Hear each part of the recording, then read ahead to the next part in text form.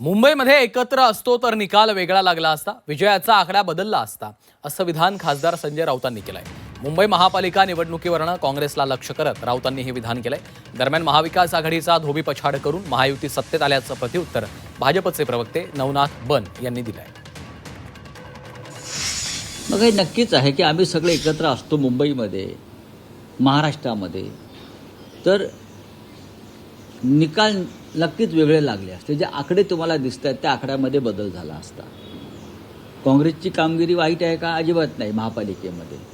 पण एकत्र असतो तर महापालिकेमध्ये भारतीय जनता पक्ष तुम्हाला सत्तेवर आलेला दिसला नसता, हे आमचं कायम मत आहे. हेच मत राज ठाकरे यांचं सुद्धा होतं आणि हेच मत उद्धव ठाकरे यांचं सुद्धा आहे. महाविकास आघाडी विधानसभेला एकत्र होती. महाविकास आघाडीचा धोबीपछाड करून भारतीय जनता पार्टी आणि महायुती विधानसभेला सत्तेत आली.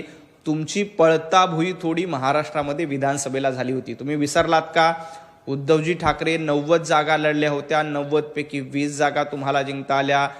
शरद पवार गटाची तीच अवस्था झाली, काँग्रेसची तीच अवस्था झाली आहे. एकट्या भारतीय जनता पार्टीने 137 जागा जिंकल्या. एकनाथजी शिंदेनी 55 जागा जिंकल्या. अजितदादांनी देखील स्पष्ट 45च्या आसपास जागा जिंकल्या.